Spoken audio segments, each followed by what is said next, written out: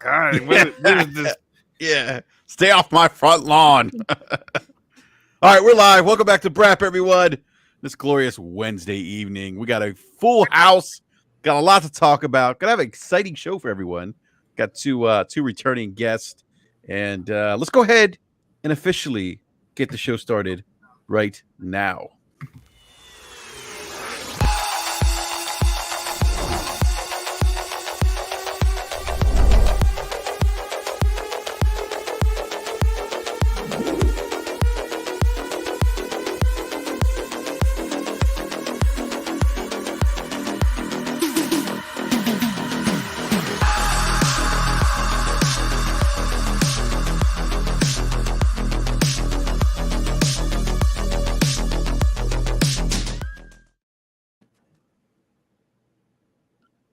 Sorry about the late start, everyone. I see people in the live chat. Appreciate you all being patient. And we're about 13 minutes late, so sorry about that. But Kratopsy, I'm going to have to tell you I'm not putting coconut oil on me. I don't know what that's about. Yeah. So, What? yeah, I don't know what that's about. Wait, what's happening? Kratopsy said something about I should put coconut oil and start dancing or something. Yeah, go Enrique, put coconut oil and shake your stuff. I don't know what that's about. Wow, man. So you wanted you to twerk to the intro music? I guess so. I guess so, Sincere. On that note, we have about that. Yeah, I don't either. Yeah, it's kind of strange. On that note, we have closing. Yeah, that's right. That note, we have Sincere from Gold Chain Gamers. Sincere, welcome back to BRAP, sir. Pleasure to have you back, especially this week with all the news we've gotten so far. Pleasure to be here. I appreciate the invite. Per usual, last time I was here, we had a good time. Mm-hmm. I expect the same. You brothers, a lot of good brothers in here. You know, these are my people. So yeah, man, we should have especially it's just so juicy. There's a bunch of stuff to talk about today. Oh yeah. Isn't there? A lot to talk about. Yeah. So, and then we have Mr. Babbitt from I don't know if he's there. Mr. Babbitt, are you back? Are you there, sir? No, he's not. Okay, so he's muted. But Mr. Babbitt's here with us for Trophy Room Podcast. I think he went to go get his camera or something. Is that what he said? Oh, I'm here. Oh, there he is. Welcome. Don't need to fret. No need to fret. What's up, What's up, everybody? What's going on? There you go. That's where it's. Mr. Babbitt, we got a lot of stuff to talk about. A lot of Sony stuff. Yeah, man. Great. I'm excited to be here, man. I'm excited to talk some Sony for the first time in weeks. It's gonna be great. It's going to be great. I do want to talk about something before we get to the Sony related topics. Slomo, do you want to play the music, the funeral music? EA has officially canceled Anthem. Oh man, I wasn't ready, man. I don't have my funeral playlist loaded up yet. But yeah, you know, it's we are gathered here today to say goodbye to a game that we hardly knew. a game that was a preemie, it seems. It was not quite ripe yet. Didn't really never really got its wings, its sea legs. And that game is Anthem. It's sad to say that EA has told us that Anthem is dead and it ain't coming back. But we're gonna keep the servers on in case you want to, view its dead body anytime that you feel like it. So you have to pay respect. Yeah, you're gonna pay respects and reinstall the game and then go through the long load screens and the bugs and attempt to play a mission with the matchmaking taking about 5 minutes to try to find you someone else to play with, and then eventually failing and just putting you in the game, in the match all by yourself. Then go ahead, try it out, see what the big issue was from the very start, and then uninstall it within the next 5 minutes. So hey, go ahead and knock yourself out, right? Sounds like a plan. Right. Yeah. So yeah, I mean, this is kind of like, it's not like it's something that we didn't know was going to happen, because as soon as they said, yeah, we need to make a decision about this, it's a wrap. It was a wrap right then and there. If you really think about it overall, you need to triple your team in order to make this Anthem next happen. So you're gonna have to dedicate nearly 100 developers to a reclamation project that, if it even is good, people may just say, nah, screw Anthem, I ain't never playing that again. And so even if you do great with it, even if it's like a really good experience, there's a chance that no one's going to check for it. And then you're not going to do any, it's not going to revive the game. You also can't charge for it because you got people who feel like, well, you never gave me the game that I thought I was buying in the first place. So why would I pay additional money for you to fix what you should have had right the first time? It was just a losing. Eulogy. I'm confused. Say what? Is this their eulogy that you're giving them, Slow-Mo? I don't know what I'm giving them right now. Most people are like, yes, he was a nice man, hard worker. Oh no! See, like that's why you can't have me at a funeral because I'm how people would be at the funeral, be all like, like he was a great guy. And the dude turned out he was really like a jerk, because I'd be kind of guy like, man, that dude Craig, man, that dude Craig used to steal from people. That dude Craig, used to be like, I'm the wrong guy for that. Yeah, bad breath. Yeah, he had bad breath, man. He cheated on his wife. That kind of stuff. Like that's like don't be like Craig. That's my message at a funeral.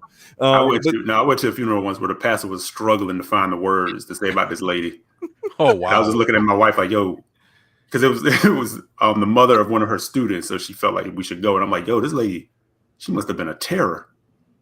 Wow. I mean, it was just like uncomfortable. I was like, I got up and went and called my mom. I was like, yo, you will not believe they're struggling to find something nice to say about this woman. Oh my God. Either that or the pastor didn't know her. I've been to funerals where the presiding minister has never, clearly did not know this person. They trying to take stuff from that other people said earlier. They're trying to piece together a message, and I'm just like, dude, just stop. It's wild because they lived at the street. Getting the name wrong and everything. Karen, I mean, Katrina. I mean, just stop it, dude. You don't. They lived down the street from my uncle. My uncle said the husband was sort of like a beta in a way. Like she used to run the house, and he said when she was gone, the dude actually came out and looked relieved, like he was cutting the grass, washing the car. And stuff like that, and then how you get people to get up and do reflections. Ding dong, the witch is dead. Wow! Right, I'm almost certain, when they get up and do the reflections, when they let people have a word, to say whatever. I'm almost certain that one of the dudes that was talking had an affair with this woman because the way he was talking was I was like, yo, wait a minute, hold up, that's spicy. He clapped the way he was because it was a little too much. I was like, man, this funeral off the chain. Yeah. So let me ask. Oh, wow. Babbitt's reaction. Babbitt, your reaction says it all. Hey, by the way, Mr. Babbitt, you're still on mute. I don't know if you. I knew that. I was tussing. I was making sure you knew it. Okay. I was like, because I saw you laughing. I was like, wait, whatever you said. So let me ask our esteemed guest this evening. Anyone, if either Babbitt or Sincere, feel free to chime in. Any one of you guys surprised that Anthem got canceled? What? Well, not at all. Canceled. It's been dead for years. It's been dead. Yeah. It's dead on arrival. So yeah, they were kind of resurrected and breathed new life into it, and they failed miserably. So let it be. Let it be dead. It's been dead. Yeah, zombie. Yeah, I'm same with you. When people were like, "Oh yeah, this is gonna listen." I know when the news is slow.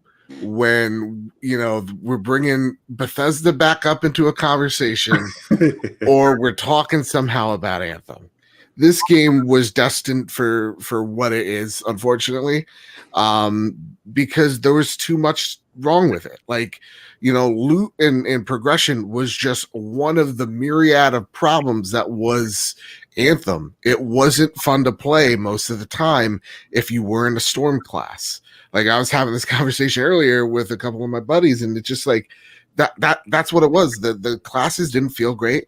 The progression just wasn't there. The loot grind wasn't fulfilling. The end game was just non-existent. And what happens when you have all those problems? It's cataclysmic. There's nothing more for that game to be. So what's going to probably happen to this? Real talk, gang, is all these systems that were in place in Anthem, you can probably expect in your Mass Effect in your Dragon Age. Some abilities that the Storm class had, some of the flight mechanics, you'll probably see them in their future games. So, Bethesda, Anthem is dead, but it will live on in its systems going forward. That's probably what the EA exec was looking at too. By the way, I really hope that nothing from Anthem shows up in Dragon Age. I mean, absolutely nothing. One is like sci-fi. Dragon Age is medieval magic kind of stuff. When I'm thinking like flight, for example, I'm thinking of like actually piloting like the Normandy, that type of stuff. Oh, okay, yeah. I also remember when Casey Hudson first took over. Well, not too long after he took over, and the whole Anthem stuff went down. He said that what he was trying to do, what he implemented, was a post-production process. So, like a lot of the bigger, like more established developers that, I mean, not say about Bioware, they're an established developer. They're just that their reputation is kind of in the mud right now. But you would see some of these like massive AAA developers have like over a year of a post-production process where they spend that entire time trying to find bugs, trying to polish the game, playing through it again, making sure everything really fits well and flows well. Oh, this part of the story doesn't seem right. Let's go tweak this up. That kind of thing that you would see from Naughty Dog, Rockstar, those big-time developers. They say they were going to implement that. And I think when what's his name, Laura Miley was with the EA chief officer, said that they were it's a learning experience for them to realize like where they made missteps with development and do better in the future. I think that's kind of like some of the stuff that she was talking about. And hopefully now that they are way more familiar with the Frostbite engine, they won't have to be basically in development hell for 4 years before finally getting the ball rolling. But I did have an issue with something that she said. She said that this is in the long run, this would be better for the developers and the players. Maybe, the lessons learned from this will be better for Dragon Age fans like myself and Mass Effect fans, like pretty much everybody. But the Anthem fan, how is this better for Anthem players? Because you actually showed them something that you were working on, and then you said, "Nah, fam, my bad, we ain't doing that." Like, it's just, you disappointed them the first time by not having the game be what you said it was going to be. And then you disappointed them again by showing them something that you didn't actually fulfill. I think what makes Anthem different in the lack of fulfillment is kind of, we'll talk about a little later in terms of like Jim Ryan's quote of like there was no adverse reaction to what consumers were feeling, and so there is no adverse. See no evil, hear no evil kind of thing. Yeah. It's more like there. Look, I'm looking at the Twitch numbers of Anthem, right, and what fan base they had left. Anthem right now, on the news that this game is now dead, has 250 viewers. You would think there would be someone, some type of streamer out there wanting to do a post-mortem. There's not as much interest as I think, what we think there is, or the base that is there. I don't think exists in that game because there just hasn't been enough content to drop. So I don't think there's really a fan base, unfortunately, to disappoint. Right. Damn. I would say there's some people like I actually follow this the one Anthem dedicated Anthem YouTube channel there is, right? And he's got like I first started following this dude when he was like 1,000 subs. Now he's up at like 50 something or something like that. Like 50,000 subs. And I mean his channel's called Your Anthem, which means clearly he needs to do a rebrand at this point. Oh, you working right now, slow mo. yeah. He about to be Your Outsiders, real soon. Yeah. Honestly, and that's a funny thing you mentioned. The number one stream for Anthem that has 100 viewers is Outriders Preparation. Anthem farming. The title of it. So, yeah, again, I don't know if there was. I think it's us more like we are in this fog with BioWare where we don't know the direction of this company, because like let's be honest, Dragon Age doesn't hit, that company's done. Yeah. This is it's a wrap. it's a wrap, and we can thank EA for rooting them if that happens. By the way, and in my opinion, EA should just go. Be gone, EA. Be gone. Yeah, It's the thing is, a lot of people. EA ain't going nowhere, unfortunately. No, Yeah, not, I unfortunately. think when it comes to EA, a lot of people, we do view them as the devil because they I think a lot of the times they put their faith in one studio and then they minimize every other studio and they put sole faith on that. And it worked in the beginning. It absolutely worked with DICE, with Battlefield. That type of thinking, that type of logic worked for them, and they were able to expand out of it. And then when you saw Bioware, they were just like, okay, Bioware, you literally do your thing. We're like, they are very laissez-faire. This was like, but this was their choice as a company to make. But I think with Bioware though, if I'm not mistaken, I think and Slomo, I think I shared this in DM. Was it Mark Dara? Yeah. Who was basically like, look, we started off like making games based on oh no, you're talking about Drew Carpenter, who was the creator of the Revan character, the Knights of the Old Republic whole universe thing, and the lead writer for Mass Effect. And he talked about like how their projects were passion projects, and then basically EA comes in. It's like we're making games based on what do you say focus focus group statistics, that kind of thing. Like we make this kind of game, it's going to hit. So they essentially really took away their creativity from Bioware, and Bioware. When you take a look at that, that's AAA gaming as a whole. It is just all focus tested. It is all, this is the thing that's going to work. This game's a games of service. It's literally taking a look at your portfolio and going, what's here that we don't have? What's here that we do have? And so like, I understand that feeling, but like, if you take a look at a Ubisoft game, what are they? When you take a look at like a PlayStation game, what is it? Right? When you take a look at the Xbox portfolio, what's PlayStation has exclusives? What? I know, right? It's crazy. So like they all have those niches. So I understand where like as a creative, because you get picked up as an indie, but there has to be a cause and effect when you run the biggest, development house in Canada. That's an exotic country for last I heard. What did you call it? Canada. Canada, tropical, aka Canada. But the way he said it there, it's like Canada. Yeah, but I actually have this. Look, Bioware was probably my favorite developer for a long time.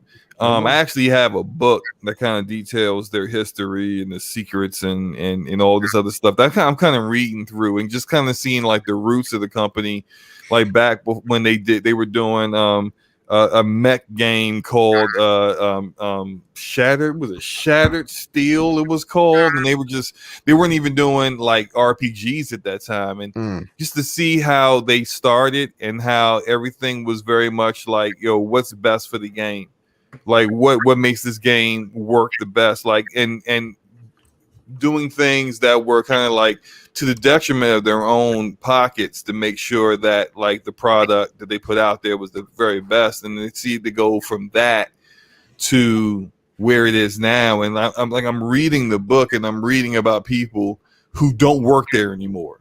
Yeah, like literally everyone, the people who started BioWare, none of them are there. The founders, the very first developers, the very first directors and designers, they're all gone.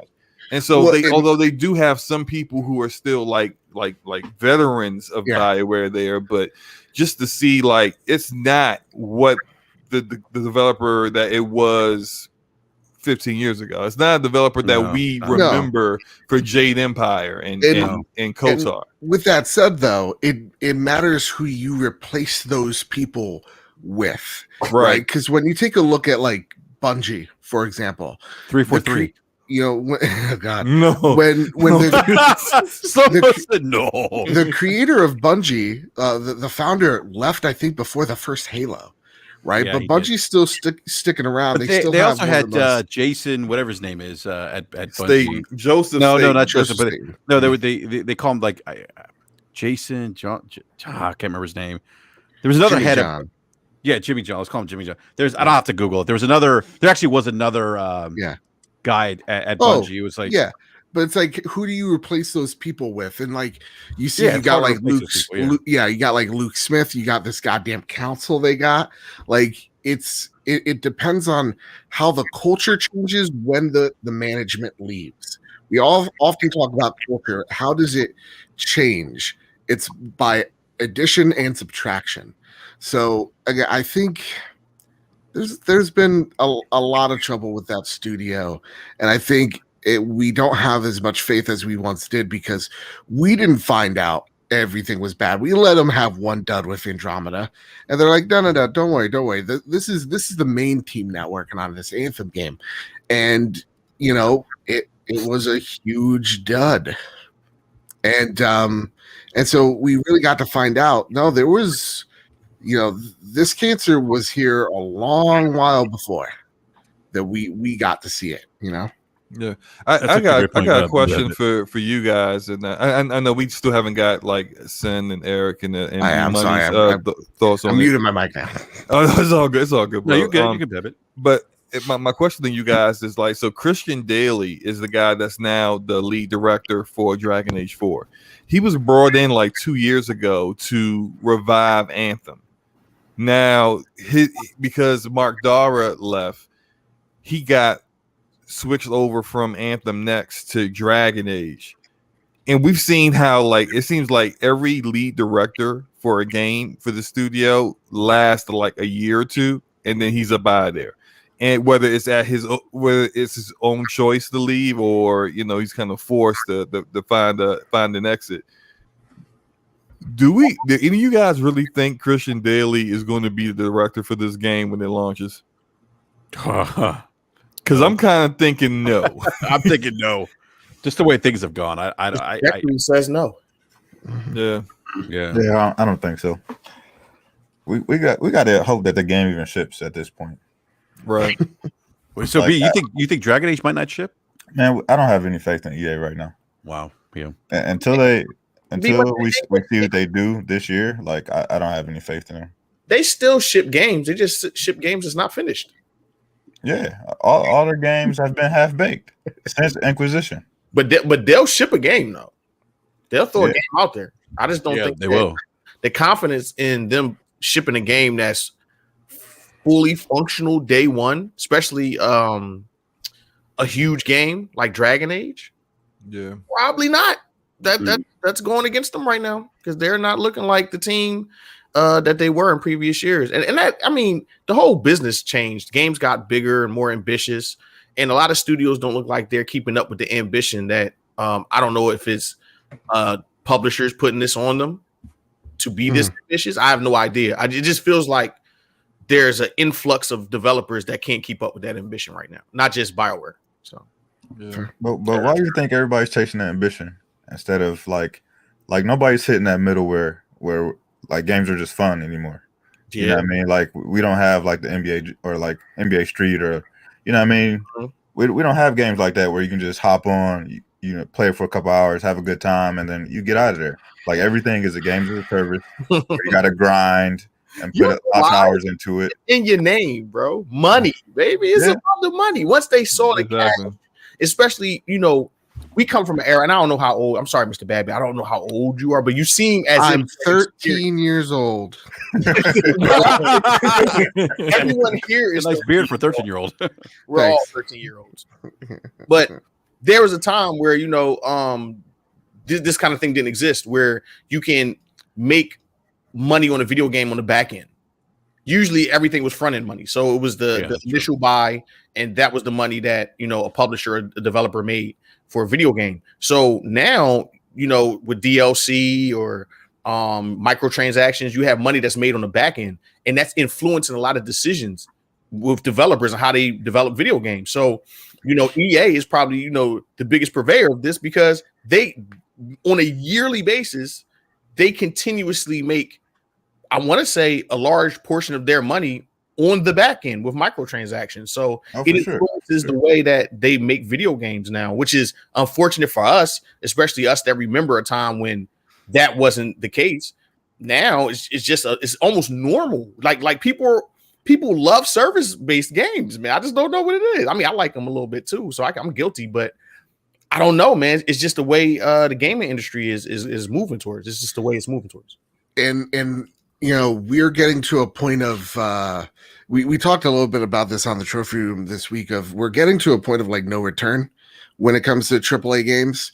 You know, when people are expecting, I think, more grandiose games like with this next generation. I think it's always with every generation. You know, the worlds have to be bigger. There has to be double the quests. Games have to look even prettier, even shinier. And there has to start being the sacrifice. I think you're going to start seeing a lot more, or the rise of middleware, the rise of AA games rather than these like quad A games, these quad A experiences. Games are getting too unsustainable to the fact of, look, you get 2 duds in a row, right?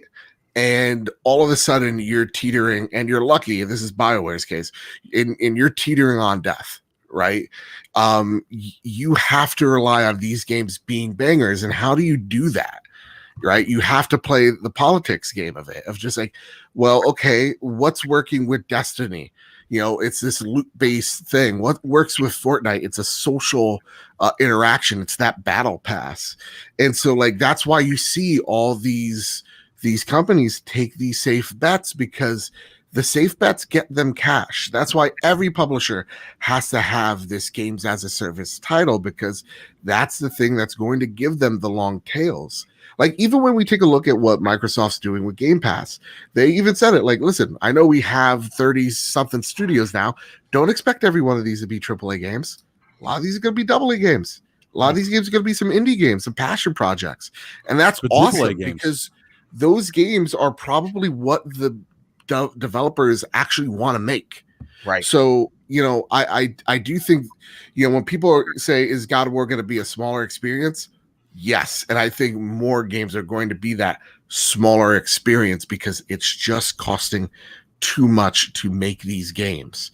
And I don't know necessarily the remedy to solve it, but a lot of it has to do with corporate greed as well, because you take a look at, like, you know, a Madden every year, it's $1 billion industry within that game itself. Yeah. So like, you know, what isn't enough for these publishers? What makes the cut? And how are you able to actually try to break through and make something different? Yeah, Bab is right, and I mean Sin's right as well when it comes to, like, it's all about the money. And what I was trying to show was this chart here. I'm gonna try to show it again. I saw it. Look, if you look at these numbers here, if you look at these, I used this chart in my video that was talking about PlayStation, and then we're going to get into that later, but with putting their games on PC. But if you look over here, right? Yeah, this is in the 80s. It's a lot of money in the 80s, by the way. Yeah. Okay. So total of like 59 billion in the 80s is the revenue generated in the gaming industry. Right. Look at it now. Crazy. That's 165 billion. This is why we don't get the kind of games, to answer B Money's question. Why don't we get the kind of games where it's just like, man, this is so fun, and the developers really, like, they had like this creative moment, and they just hit us with some innovation, some things that we had never seen before, and it was a risk, but it worked out. They ain't about that no more, because of this right here. All this money right here. You see any risk in mobile? No. They do the same crap every single game. Every single game is the same garbage. Candy Crush. Why? Because people, you see this growth here, it just keeps getting bigger. 85 billion. That was quick too. It's more than PC and console combined. Look where arcade is now. Look. Where? Arcade still on there? Yeah, where's arcade? I don't even see that. Where's that? It's right there. It's right there. Oh, there it is. I see it in the middle. Look at the very little growth the console industry has. 20 billion in the 80s. 33 billion. I like wait. I like how Slow is using his mouse pointer. Yeah, I feel like a teacher, and you look over here.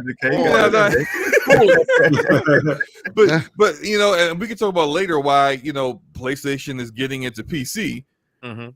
Combined, look, this here is PlayStation, Xbox, and Nintendo. That's PC alone. 7 billion more. Why aren't you trying to get into PC? That's what get some more money. So we'll go back to the middle with the pointer there, because right about that point is where the suits started paying attention, like really paying attention. Right. This is in this area where they was like, hold up, are y'all making more money than Hollywood now? Right. Yeah. Okay.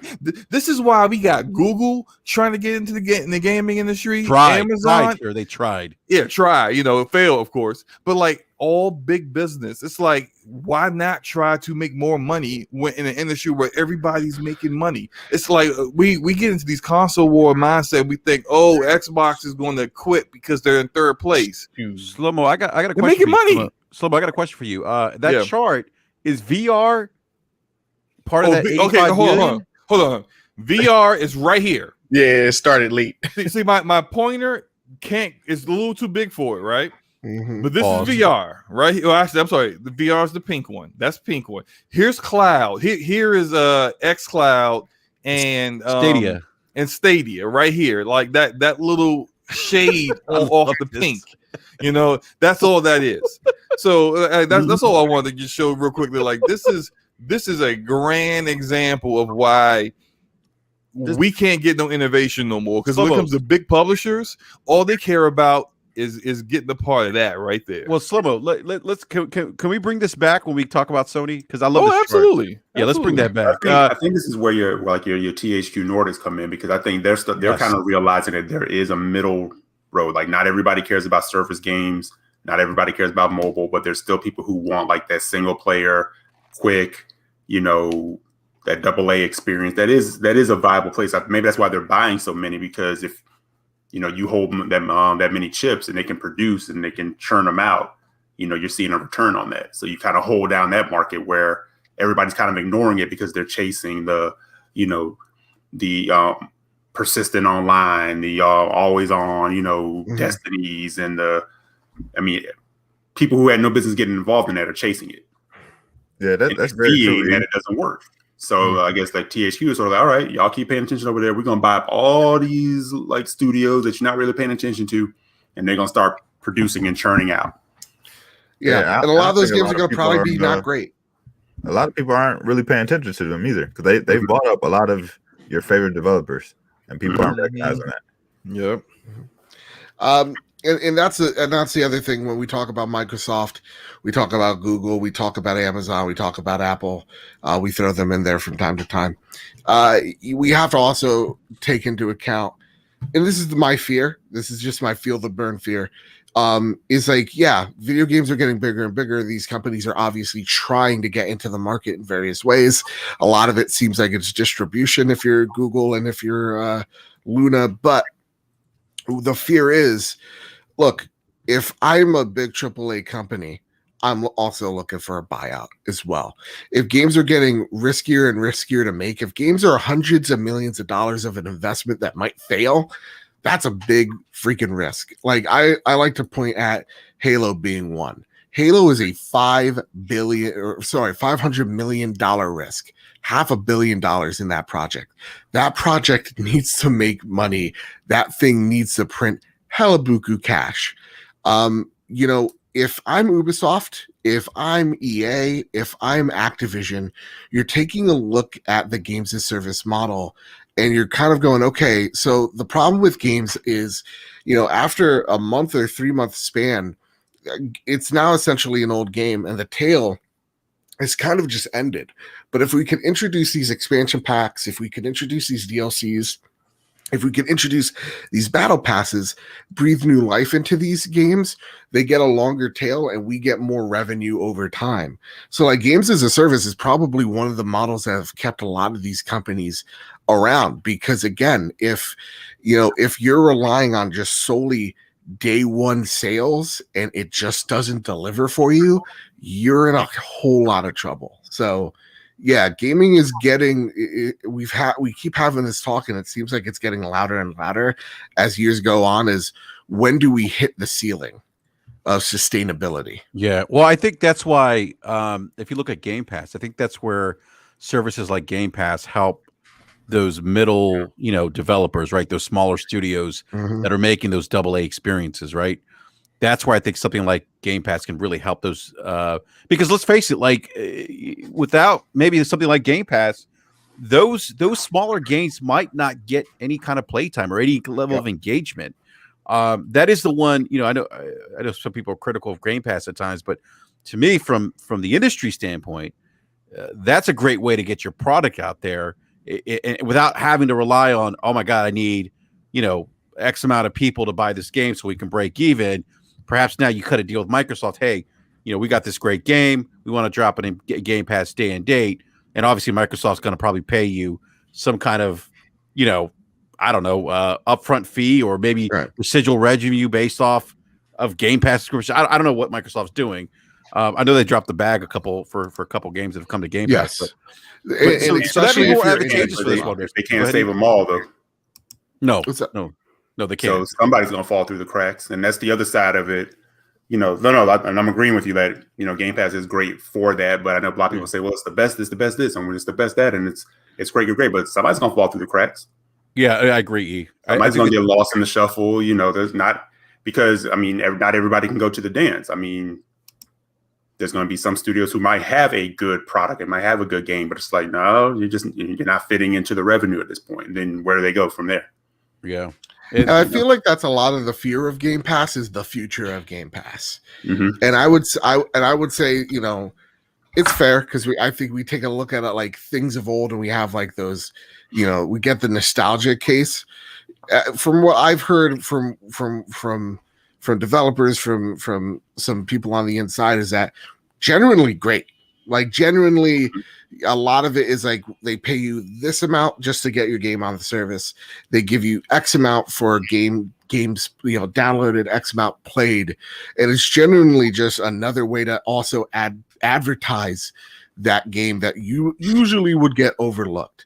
So like every time I hear people like say that fear it's warranted because there will be a day where Game Pass isn't the best service out there. Maybe there are people falling through the cracks, but right now it seems that is a service for smaller devs that really like that. And right now it's easy for Microsoft. And I think the real challenge in Game Pass is how do you regulate it, right? Like how do you do, how do you spotlight what game comes to the service, which game ends? Yeah. Because Microsoft's end goal right now is to get 30 million subscribers, make them concurrent, and then shop around at Ubisoft, shop around at EA, shop around at Activision, because now you're way too big to ignore, and you get those big games on your services. Mm-hmm. That's what they're trying to do. And so curation is going to be key with that. Yeah, curation. There you go. You took the word out of my mouth. Yeah, it's going to be curation, and that will dictate how good that service is. Because look, it could be as big as PlayStation Plus. PlayStation Plus is a great service because it's curated correctly. What's that? Oh man, does it have exclusives? It does from time to time. So like generally, it's praised because it is just like it gives most people what they kind of want from the service. Yeah, no, it is nice. It's very well curated, as Eric said. Even think PlayStation Now is. But the other thing with Game Pass, outside of I think the potential benefit for these smaller developers and getting their game exposure is that the other challenge is these games have to hit like right away because I've said this, and it's not like people get upset when I say it, but it's like these games have to immediately grab your attention.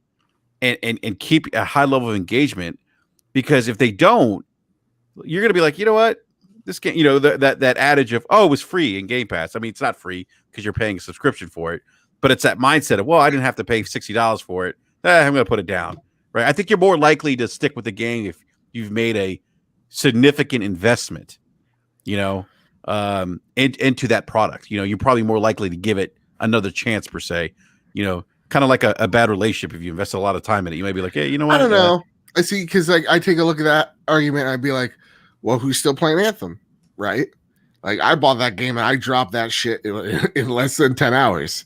No, it's not. Yeah, it's not gonna. I'm not saying it's 100%, but I think that I think that still you're probably more likely to keep with it rather than just firing up the game. But if you're good at curating that content, you can understand what your audience genuinely likes. Yes, and that's going to be create the content that they actually want to see just by pure analytics. And like even if you like Netflix, and they always boast about discovery. Discovery is a huge part of it. You know, it is about like, I've tried this game for like 15 minutes, not digging it, and then trying a game out for 15 hours and loving it. Yeah. So I want to move on to Jim Ryan. Jim Ryan was in GQ magazine. Smooth Jim. Yeah, smooth Jim. Was he on the cover of GQ? Did he? Nah, he ain't get there yet. You know what I mean? He's not there yet. Okay. Smooth Jim. I like that. I'm gonna start calling him from that from now on. So I think it was I think this was GQ UK, if I'm not mistaken, where he interviewed. So couple big announcements came out of that article. Well, first, we know that PlayStation is getting PlayStation 5 is going to get a new PlayStation VR.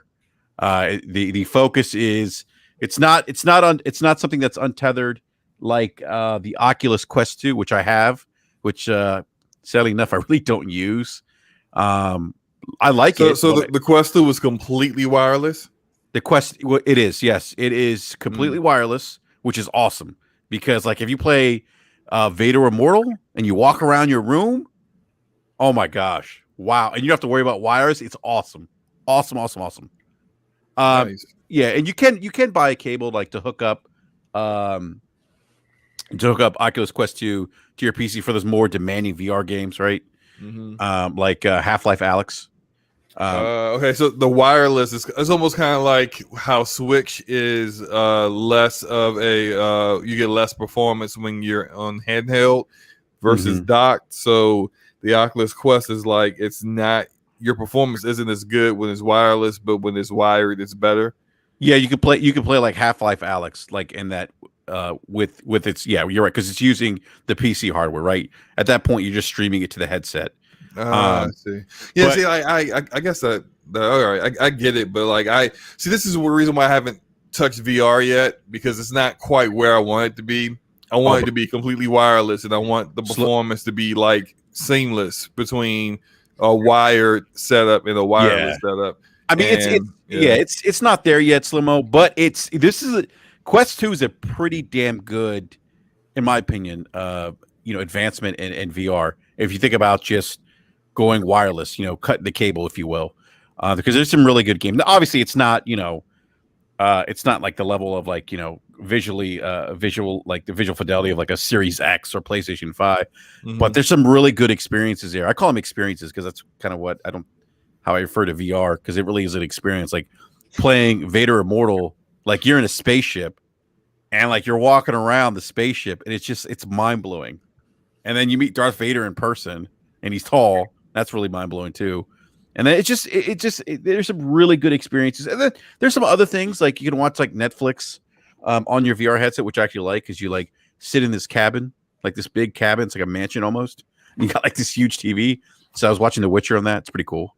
But yeah, I thought that's PlayStation VR. It's something that I think a lot of people expected that Sony would announce when they announced the PlayStation 5, which they didn't do, obviously. But this is going to be, I think, one cable, I guess, is what they're saying. Yeah. I think PlayStation VR's got like 4 or 5 cables. I'm exaggerating. I think it has 4 or 5, but it has a few cables. 3. But I mean, like I said, I never did VR before, so I don't know.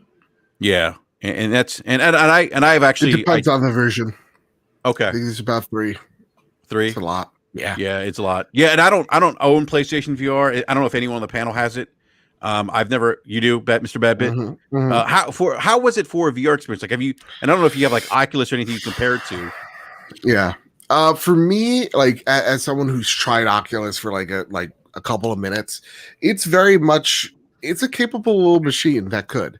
So PSVR is actually very important to developers out there because PSVR and Oculus are pretty much, when it comes to the gaming setup, those are the ones that are driving software sales. So to me, PSVR has promise, but it's also a hodgepodge of like failed ideas. So like, that PlayStation camera is pretty much the eye, PlayStation Eye, and then you have those Move controllers as well. So for me, it's limited by the tech, but I am really excited to see what they can do if they actually put a lot of money behind it. When I take a look at this one wired setup, of course, Jim Ryan isn't saying a lot, right? And on purpose, because there's not a lot to talk about. He's literally announcing an announcement that's going to come probably next year. So like, you're taking a look at that one wired setup. I'm kind of thinking it's going to be like an Oculus Quest where, you probably don't get the fidelity when you're off the PlayStation 5, but I'm pretty sure you're going to be plugging that headset in via USB-C to the front USB-C of your PS5, and that is going to give you the full power of PlayStation 5 via that one wire. That's what I'm kind of hoping for. That's what I'm really banking on. And they just got to keep providing that first party content that they've been delivering on PSVR. Because the one thing is, like, say what you will, it is very dated hardware at this point, but like the games that are on it, Astrobot, Moss, The Getaway, which Moss is supposed to be apparently a really good. It's fantastic. Yeah. And Astrobot is literally one of the best platformers I've just ever played ever. So like there are really great games there, and indie devs really seem to enjoy it and really take some of those creative uses in really awesome, innovative ways. So to me, I'm really excited to see what that one cable actually means and what the controller, what that means for PlayStation gamers, because they said it's going to be a lot more ergonomics. It's going to put all that haptic in there. We can assume the adaptive triggers as well. And our one guess is we've seen blueprints of that detachable controller. So are these controllers going to be like Joy-Cons, where they function as a DualSense controller when they're, not being used in VR, or you could just then detach them when you are in VR. So like there's cool technology there if PlayStation really supports it. But when we take a look at VR, guys, it is about expectations lowered, because these are companies that are throwing millions of dollars to see where this blue ocean is of customers, where this new marketplace could really be. So like Microsoft's in it, but it's in it through productivity. Same with Google, same with Apple's testing something out weird. Like they're really testing out VR and AR because someone's thinking that they got the next iPhone. So that's pretty much what we're seeing from the VR space. I don't know if it's going to be it, but I'm excited to see. Yeah, it sounds like I think the jury's still out on VR right now. It's still niche per se, and I think it's really because like getting the setup, everything situated. I'm already tired after that. Like I don't want to start waving my arms around. I just had to hook everything up. I think PlayStation's VR or PSVR's biggest problem is setup and the area in which you're working with. If they can try to eliminate those two factors, because what I've been told is like the Oculus will actually go, like they actually have cameras outside that headset, and when it's getting close to a wall, you'll actually see your wall you're about to hit and go, oh whoa, shit, and get back to the center. Yeah, Oculus, the Quest 2 will actually have you map out your room, and when you get close to an object, there's a grid. A grid will pop up, and you will see, like you're right, you'll see the image of your room come up to let you know. So you'll see like a wall, it'll break from the game a little bit. So yeah, those safety measures are in place. It's like because I'm a gamer, I think VR is one of those things. Like I hear gamers saying they want innovation in games, and I think we've really hit a point now in console gaming where I'm old, so I remember the jump from 2D to 3D. Right, that was big. I don't think we're going to see those kinds of jumps per se in the console space. I could be wrong. I just don't see it. I think VR is probably where you're going to see those big jumps where the experience is just at another level for gaming.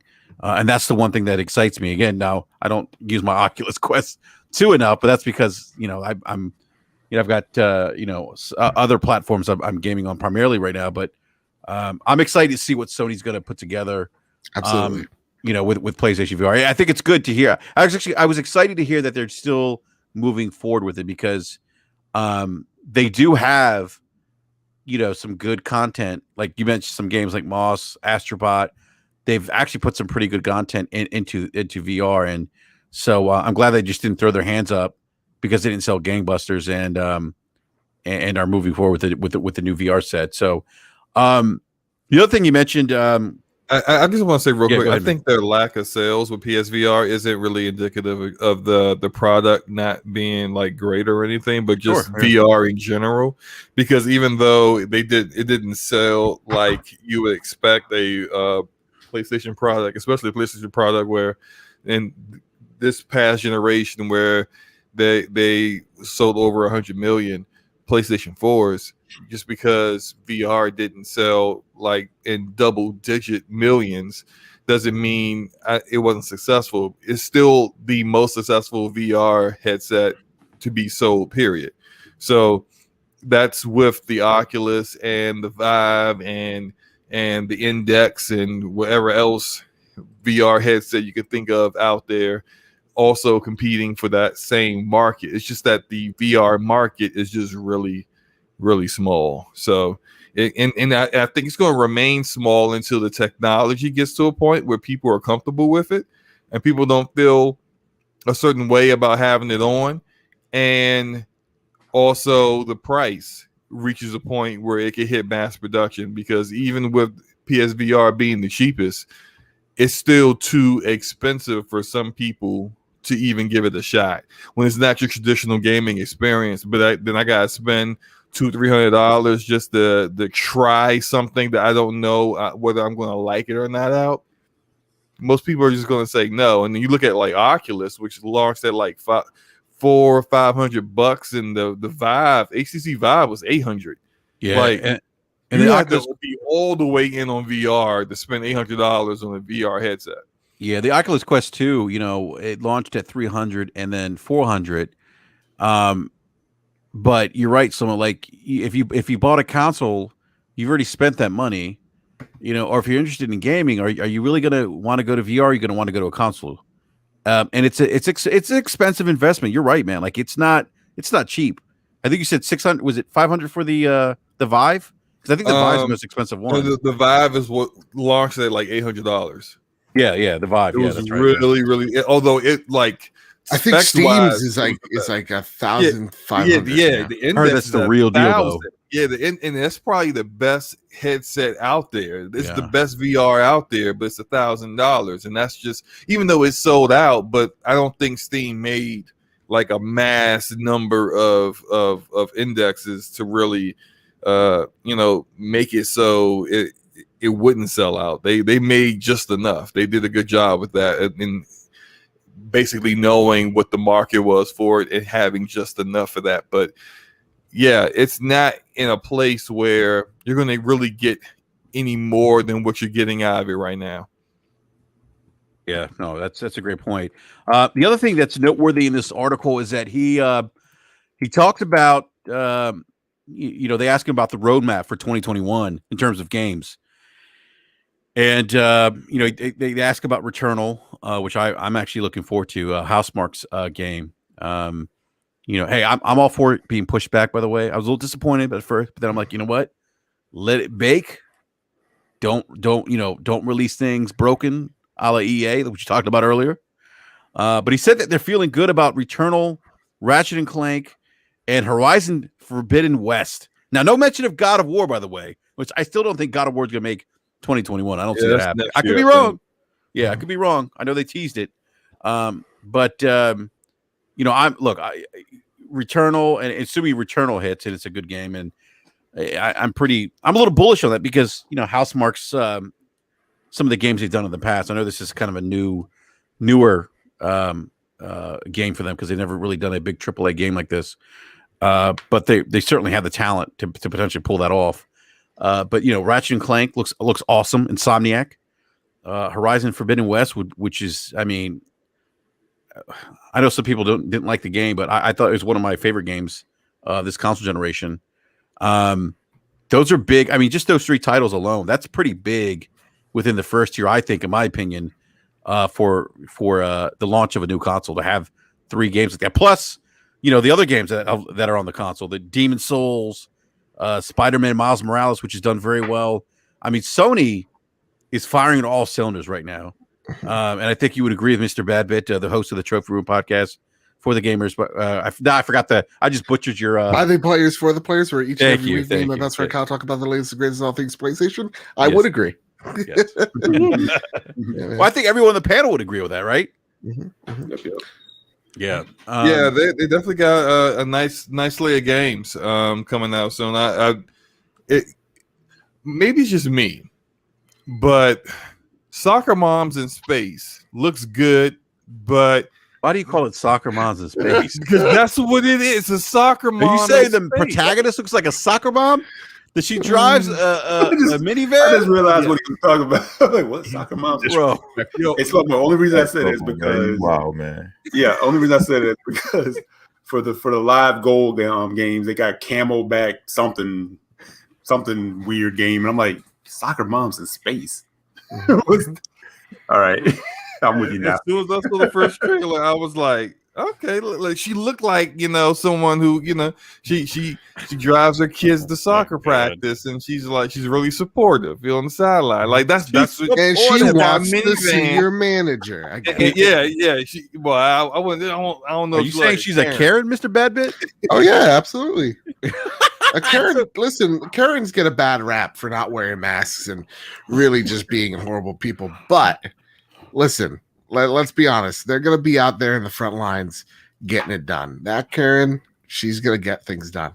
Oh, my goodness. Wow. She wants to see that alien planet's manager right now. Exactly. Yeah. I want to see the man. Taking a no for an answer. Oh, my God.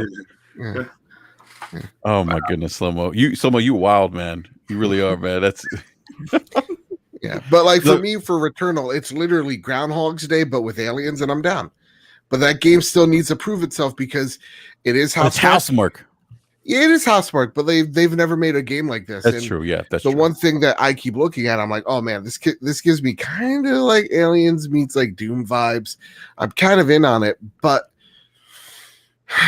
it's still unproven, and I don't think it's done anything that exactly has proven why it stands next to the games like Ghost of Tsushima. You know what I mean? That's its biggest. It's a high bar, man. Yeah, it's a high bar. Supposed to though. I think it's supposed to be that. You know what I mean? Just that next tier down. Oh yeah, I think so as well. I think you're totally right. What do you think about it, Beat Money? What's your thoughts on it, man? I mean, it looked good to me from the first time they showed it. So it definitely has me interested. And Housemarque has, never failed me. They've always made great like arcade Resogun, yeah, or whatever. Mm-hmm. So yeah, I was definitely interested in it. So I'm looking forward to it. Yeah. Sincere, what about you, man? Is this a game you're looking forward to, man? Absolutely. In fact, I was just watching a video of it. They just put out a video today. Yeah. I guess it was like a story trailer or but anyway, regardless, it looks like it's still in the vein of the kind of games that they make just in third person, which is right. Is awesome. Yeah, I agree. Yeah. And I want to see what that take is because we get a lot of these dungeon crawler shooters, and that visual perspective for me is just it's not my jam. I'm a third person guy, or if it's not first person shooters, but for them to take that and put it in a third person perspective, I'm interested to see what they do. So it looks really good and it looks clean. Like it looks like it's running at 60 frames per second. I'm excited. I want to play the game. Yeah, me too. I want to get this super chat real quick because it addresses soccer moms. Seanu.com with the $2.99 super chat. Thank you, sir. Says respect soccer moms. Slow-mo. Sarah Connor. No, Sarah Corner. See, look, Sarah Corner. I know her name. So you need to respect soccer moms by actually getting her name right. It's Sarah Connor. Not It is Sarah Sarah Connor, not Connor. Sarah Connor. And she saved the world. She deserves respect. She does. She did save the world. She saved the world while watching soccer, pretending her kids are soccer. Yeah. So, and then I mean, look, I can't even talk. We know about Ratchet and Clank, Horizon Forbidden West, which that trailer just look. Yeah, I can't wait for that. Yeah. I'm telling you, I'm hyped. I'm hyped for the games they're bringing to PlayStation. Like this is the most excited I've been, I think, for a console platform at launch in a very, very long time. For sure. Yeah, I think when you take a look at like the PS4 start and the PS5 start, it is night and fucking day, guys. Oh, it is. It absolutely is. Let's get real with each other right here. PS4's first year was held up by indies because for me, I'm not an indie guy. I've been trying my best to get into them. I slowly but surely am. But like for me, like it was Titanfall. Remember that 2014? And I love Titanfall, but it died within a month because it was tied to a platform that everybody loathed at the time. Then you had Watch Dogs, which was the first huge disappointment. We saw that game. It looked like a PS5 game, but it's not. You know what I mean? And it turned out to be nothing like what they promised it. Then you had Destiny, which was just a chaotic couple of months. All these games that were supposed to hit didn't hit. And so with the PS5, I'm very optimistic of what PlayStation showed me. Like Returnal looks fucking awesome. Like that's a game that I know I'm every time they show me a new trailer, I'm just like, I hope this succeeds because I have no doubt it's going to be good. I just want it to resonate with every other, not so casual who doesn't know the name of Housemarque. I want that to hit there. But like Ratchet and Clank has never failed me once. I love Ratchet and Clank, and like Horizon Zero Dawn's the reason why I have the trophy room. So like I have a lot of faith in what Sony's delivering this first year, coupled with the indies that we have seen and the AA, and then the deals like with like Resident Evil, was it 8, right? Like. Mm-hmm. That looks genuinely really fucking awesome and a game of the year contender. And that's in May. So like this year, a lot of people are like, it's slow. I would agree, especially from last year or the year before that, but it's still a really good year to be a gamer. Oh, absolutely. Yeah. I mean, and even with these new consoles, like you're right, it's slow right now, but the games are coming. I mean, like if assuming there's no delays with even the 3 games that Ryan just mentioned, I mean, that's still, and then when you couple that with some of the other games I mentioned earlier, like Demon Souls, Miles Morales. I mean, if you could get your hands on a PlayStation 5, right, and you get it, let's say April, there's some good content there to play day one that wasn't there, like you said, Mr. Babbitt, with the PlayStation 4, which, in my opinion, I don't think the PS4 really hit its legs until Bloodborne came out in 2015. So that's right. I'll throw that out there. That's fair. Yes. Give us that remaster. I don't care. I'll pay $60 again. I will pay $70 for a remaster for that game. I don't. Give me the 4K. Give me that 60. Oh, that's I don't 60. care if I have to play it on a mouse and a goddamn keyboard. Let's go. Let's go. Let me ask you guys this before we move on to the next one. What review score do you think Returnal gets, or does it need for it to be successful, for it to have that word of mouth where people are like, "Yo, everybody go pick up this game." 8 and up. It's got to go 8 and up. 8 and up. Yeah, it's going to be a solid 7. Wow. Yeah. You say it's going to be a solid 7 or it needs to be a solid 7? It's going to be a solid 7. That game's either going to be very, as the kids say, mid, or it's going to be very good. I don't see Returnal being the game of the year. It could very much fool me and prove me wrong.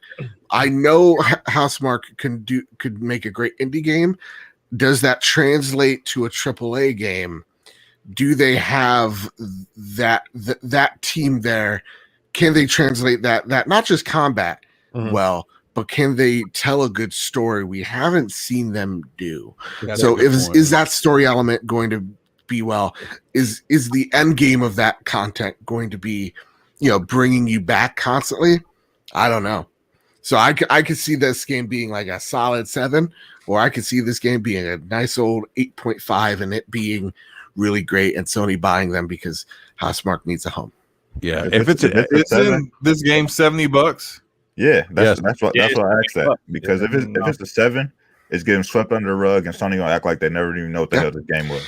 It's either the Order Right. 1886 or it's a mid-tier Bloodborne. That's because nothing compares to Bloodborne. Mid-tier Bloodborne's a great game. So like that's what this game is. It's gonna be either Sony comes out of the gate with a dud, or it actually hits relatively hard.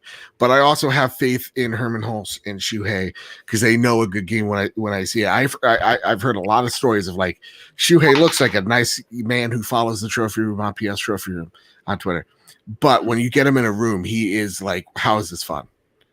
Like he is the harshest critic. He's like the Simon Cowell. Oh, so I'm awesome. I'm confident in this game. I don't think it's going to be the caliber I think expect for PlayStation. I think that's the other thing with this game. We expect a lot from a PlayStation title, so maybe this is more of a Days Gone than anything. Yeah, that's a very interesting point there, Mr. Babbitt. I think I agree with B Money though. If this game gets like 70 whatever meta, whatever the case is, like I agree with you. Be like Sony's gonna be like, oh yeah, let's just sweep it under the rug, or we'll put it in PlayStation Plus or something down the road. As long as it sells, it doesn't matter if this look at Days Gone, like sold a lot. It sold a lot. It was a 6, right? Mhm. Like that game was just all right. So if you have the brand PlayStation behind you, it shows that that game could have legs alone. So I don't think necessarily. I think $70. Yeah, I get it. It's a scary number. It went up by $10, inflation.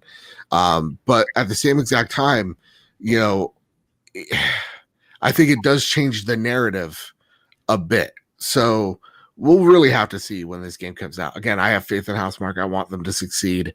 I want everybody to succeed that makes a game. Yeah, no doubt. The other game that they talked about was Gran Turismo 7. That has apparently been impacted due to the 19, which is the pandemic. I call it the 19. I like it. Yeah, some production challenges. So they've shift gears from 2021 to 2022. And then I think that's it in terms of other high profile games that they were talking about. But he did mention that 4.5 million PlayStation 5 sold by the end of December. That is better than what they did with the PlayStation 4, which is wow. We know how successful the PlayStation 4 is. So yeah. Sony's off to a really, really, really strong start with the PlayStation 5 console. Now, Jim Ryan also dropped a bomb. And look, everyone on this panel, on the BRAP panel, have been saying this for like years. Maybe not years. I'm probably exaggerating. But we've been saying this for a long time. Mm-hmm. That Sony was going to bring first-party games to PC. Yeah. It was good. We talked about this like months ago. B, you may have been the first to talk about it like 5 years ago. I'm giggling because I'm thinking about the reactions on the Twitters to this announcement. But so the next game that's going to be coming to the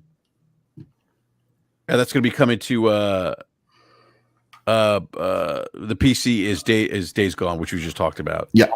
And that announcement happened, and I know Twitter's kind of a small echo chamber of gaming, but people were very upset about that. There were some interesting comments about that Sony's diluting the brand because now they don't have any more exclusives. I don't agree with any of that. Number one, I don't think that this hurts the quote unquote PlayStation brand per se. I don't think this cannibalizes the PlayStation console or PlayStation brand. Not a single. Yeah. No. So Sincere, I know you got to jet out here a little bit, man. So I want to get your thoughts on this, man. Like, what do you think about this announcement and this idea that's going out there that it dilutes the brand, it's hurting PlayStation? Okay, so first, one, I don't see a game being put on PC stopping anybody from enjoying their PS5. Not a single bit. You still can play the same games that you play on your PS5. That they're playing on PC. Then there's the fact that, oh, well, if all the games I want are in a single place, what do I need a console for? Well, you have to look at this. If you wanted a PC by now, you probably would have one. It's not just where the games are. It's the fact that you didn't want a PC, which is a whole world amongst itself. Like, this is the thing. People think that console gaming and PC gaming are like in the same, they're under the same bubble, right? But they're not, though. They're like distant cousins, right? They don't share the same base. A lot of the guys that I know that are PC, like hardcore PC players, see, Enrique, you're PC, but you're not a hardcore PC. You don't play Warhammer. No. So you're not hardcore. I don't play League of Legends either. Right. You're kind of like I don't want to call you a casual because I think you're definitely hardcore. But as far as PC gaming goes, we're all. I mean, I know I am. You know what I'm saying? Slow-mo, PC guy, but he doesn't play any of them type of games. You feel what I'm saying? At least not that I know of. No, you're right. You're right. Slow-mo pays his PC in the living room. Hey, Put it in the fireplace. He got it right next to the fireplace. hey, you know what? Like, these slanderous comments will not stand. I'm sorry. I gotta fill it. I gotta fill it for our boy Forte. But go ahead, Sincere. What I'm saying is they're two separate audiences, and what Sony wants to do is they want to stretch the life of some of these games by offering them on a whole different platform, which ultimately will bring some of those gamers into the PlayStation ecosystem. This is where the rebranding of PlayStation Studios come into play. This is where, and look, Xbox is doing the same thing too with the Xbox Studios, just so they can put pieces of themselves in different areas to kind of stretch their reach as far as the games that they make, and the content that they put in. Also, this provides funding for more games. So taking revenue from the games that they put on PC and putting it into other titles. I don't see where this is a bad move. I don't see why PlayStation, fans are upset.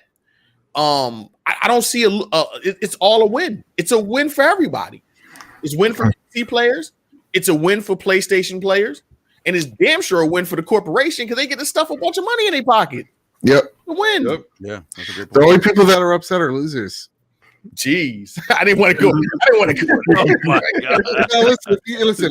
Look. As a person that has a brand that surrounds itself by PlayStation, look at the shit behind me. Right, I'm just a step above those folks. I just have enough space to look down on them.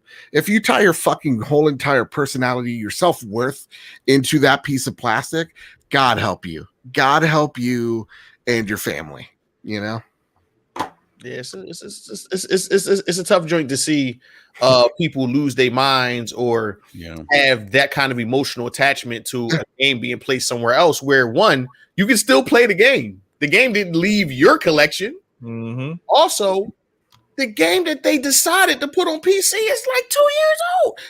So you still get to have your little fun online talking about what game you have exclusive to your box, at least for a little bit. It might not be for years now. It might only be for a few months now. But regardless, you still get to have your little fun. So I don't see where the loss is. People don't think rationally, and they don't think about it from an industry standpoint. The industry is changing. People want better games. They want badass games to come out. It costs a lot of money. Where are they drawing the revenue from? And like you said, are they going to start, squeezing every penny out of a gamer with microtransactions? Because Sony haven't been doing that with their games. With their games, they've been strictly single player experiences.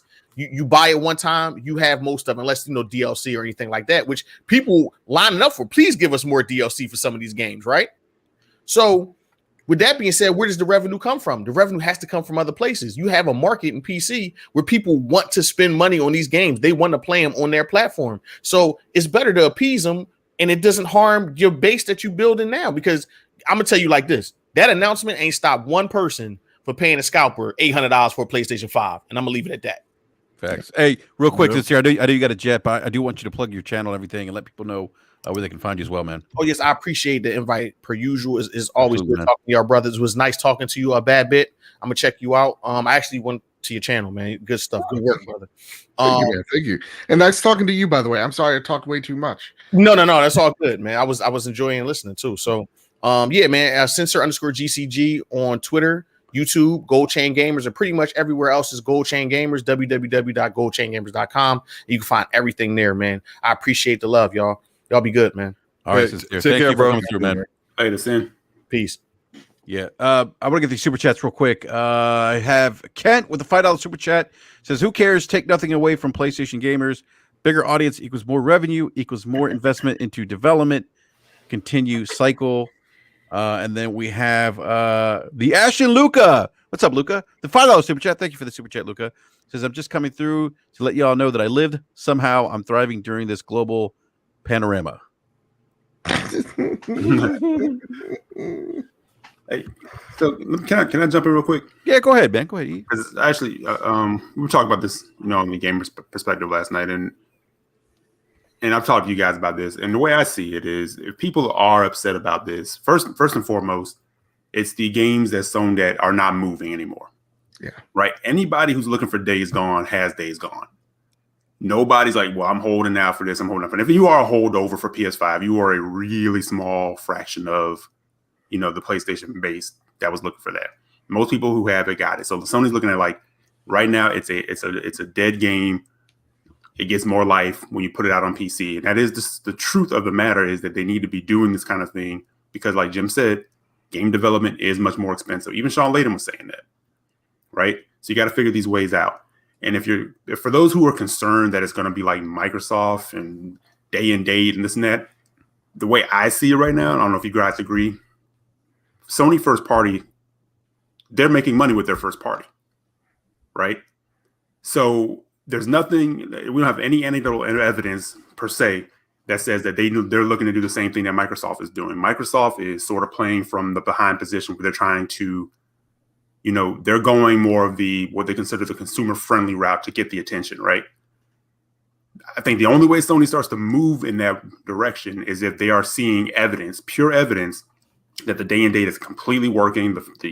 The Game Pass thing and the way it's being done is completely working. And I don't think they're seeing that yet. That is the thing that will move them. But for now, taking an older game and putting it there isn't hurting the ecosystem. It's not doing anything less. And if people are feeling that it's doing that to them, then that is a symptom of misplaced, what's the word I'm looking for, Slow-Mo? Not aggression, but emotion, right? Right. I'm emotional. Due to the fact of the Twitter bubble. The casual PlayStation gamer doesn't even know that they're going to be doing this. They could care less. They're going to go pick up their PlayStation 5. They're going to pick up their games and they're going to keep rocking. They'll know about it if the whole thing changes. But if you're out here because you have something that you want to hold over another fan base, or you like to go back and forth, you don't want it to be the same because then the conversation changes and this and that, that's just misplaced emotion. That has nothing to do. Companies are going to do what they do. Business is business. Yep. And if your heart is invested, I'm sorry, Babbitt. If your heart is invested in that, that's why you have this feeling that somebody broke up with you. It's the same. No, it is. It's the same emotion. You have this loyalty. Well, I bleed green. I bleed blue. I do this. I'm loyal. I'm down. You have that same. You put in that same type of emotion that you would into a person. Yeah. And when somebody pulls it away, you're like, "Oh my God, I'm heartbroken." Yeah, that's like when I see people with like the Phil Spencer and like mock images. I'm like, oh boy, like that's a whole lot. Have you seen The Shrine? I mean, listen, nothing surprises me anymore. I don't want to see this. I want to still have some remnant of faith in humanity. But like, you're totally right. People put their I'm sorry, gang. But like this whole bad bit thing, it's a persona. This is like this. I'm covering PlayStation. I'm very open about this. It's the thing that I not to say I'm on this level, but like this is the thing I'm reporting on. Like a beat reporter covers sports, right? I'm covering PlayStation, but I love games, and the plastic boxes at the end of the day mean very little to me. It's about where I feel like I'm getting the most enjoyment out of. And at this point in time, for the past 6+ years, it's been my PlayStation. Not to say that my Series X is a piece of shit. Mr. Babbitt, I just fine. I just noticed that you said the past 6 years PlayStation, Yeah. which ties into Bloodborne. That's right. Game of the generation. 6 years Last ago. generation. Yeah. Go. I'm sorry, go ahead, man. I don't have the calendar in front of me right now, but like it's it is I feel like something that we get attached to the corporation and not really giving a shit about the people that actually make these games. Like, we really don't give a shit what's happening in Naughty Dog. We really don't give a shit what's happening in Santa Monica or whatever. Like, that type of feeling needs to disappear. That we need to start rooting for these devs, start championing them. And I know this is a little weird of a rant, but the romanticization of corporations is always super unsettling, because it does give me that air of like some type of Orwellian future that we're kind of setting for ourselves here.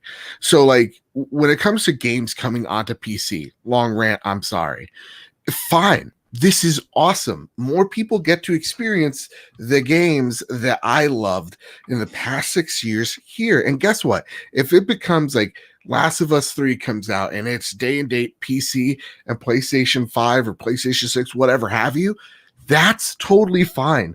Because, what Sincere was saying is totally right. The PC ecosystem is this own thing, right? There are cousins. They play most of the games we can and a little bit more with some settings, either at high or low settings. It's all, when it comes to PC gamers, it's all about the customization inside and out via software and hardware, interchanging parts being the main selling point of PC gaming. Console gaming is where I like, because I have this controller in my hand and I don't have to think about a driver that I installed. It's about convenience. PlayStation is seeing something here. They say, okay, we'll probably sell, if we keep on the same momentum, we'll probably sell 100+ million units. We'll probably sell millions upon millions of these certain games, but that's a ceiling. What if we ventured out and we could make even more money with this PC brand? It's kind of just like with what we're seeing with Xbox, with Game Pass. Hey, we know what our ceiling is with consoles. Let's break into mobile. Let's break into PC. Let's actually make a firm stance in all these places, so that all of a sudden, all these we're creating one ecosystem amongst many. That's what we're going to also see eventually with PlayStation 2. This is a baby step into bigger things for them. So, absolutely, to me, a PC gamer was never going to buy a PlayStation for The Last of Us.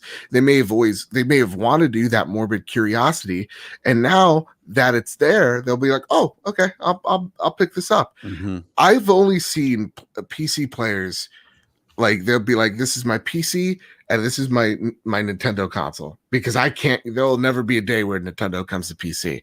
That type of feeling.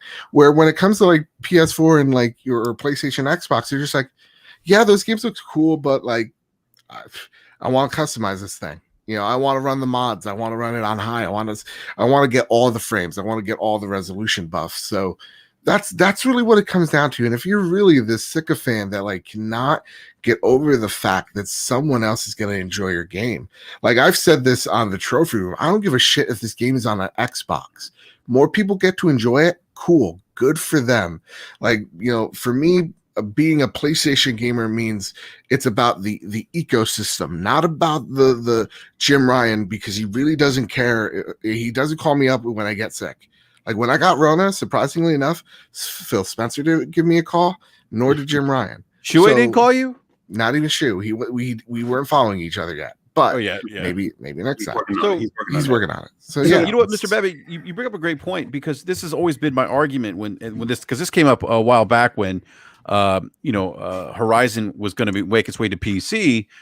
That they are cousins, like Sincere said, and PC gamers, many of them, have no interest in buying a console because they're just two different beast animals, if you will.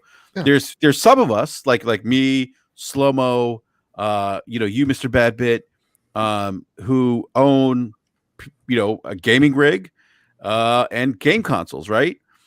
But a lot of those PC players never had any intention to buy an Xbox, to buy a PlayStation.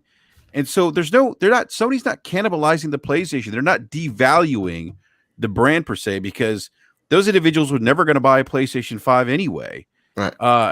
And even if they did, Sony's not getting any revenue out of it because they're probably not subscribed to, PlayStation Plus because they don't use the console enough, or they might buy one controller, right? This for them is a situation where, like I think we all agree here, for them to kind of expand the ecosystem, make more money, which is at the end of the day, that's all these companies care about. Like you said, Mr. Babbitt, these companies don't care about you at all. When I see people say, "Oh, Microsoft's so consumer friendly," Phil looks out for us. Phil doesn't give a shit about you guys. He only cares about money. That's all he cares about. That's all these companies care about is money. The one thing is like when it comes to like you get people in power that care about the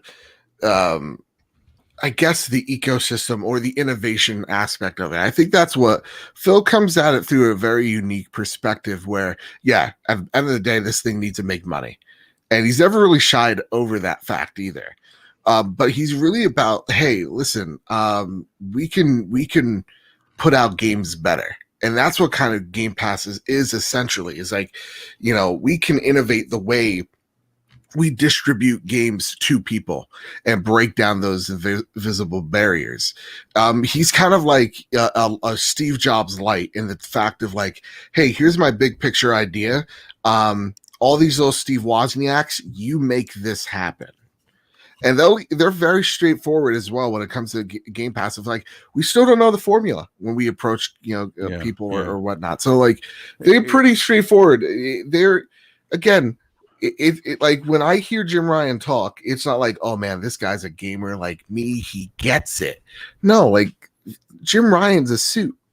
Jim Ryan's a guy to make money. I could sit down and believe Shuhei is a gamer. He loves it. He's passionate about it.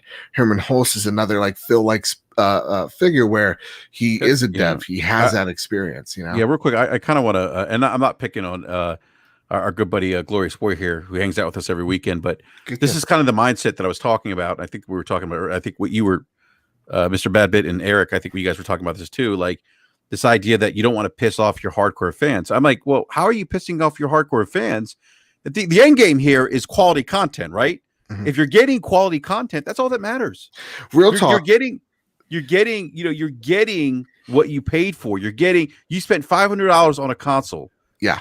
To play content, to play good content. If you're getting good content, everything else doesn't matter. All the noise, if you will, shouldn't matter. Yeah, those 5 stock accounts don't matter. Like I've not talked to one logical person that is upset by this move whatsoever. Like, except for B Money. I think B Money's upset about it, right? B Money. Yeah, are you upset? Man. Come on, man. I called this from the start, man. I think you might have called this like a couple years ago, man. Like real talk. Like I think you did, man. I think you, man. Jim Ryan is about the bag, man. When he got hired and everybody was like, "Oh man, I don't know about Jim Ryan. I don't know about Jim Ryan." I'm like, you know what? I've seen this play out so many times before, man. When you take a guy like Jim Ryan, who was dominating, on the other side of the world, and took PlayStation to the next level. In the Europe market, there's a reason why they put him in place, because he knows how to get the money. He knows how to drive, the brand and get it to its highest point. And if you look at all major companies, that's what they do. They put the person who knows the business. It's not about knowing the product. It's about knowing the business. And he knows the business. He knows how to get them to their highest point. And putting games on PC is just one more step in that direction. And let's face it, B Money. Like the money's never in the hardware. It never has been. No, that's the misconception people have. Like if somebody live chat said, well, people will leave and maybe they'll go to PC. Well, guess what? Sony, if they're going to PC and they're buying PlayStation games, guess who makes money? Sony. Yeah. You know, Where are they're those not people actually going? The only They're loss not going anywhere. No. the only loss that Sony sees and that particular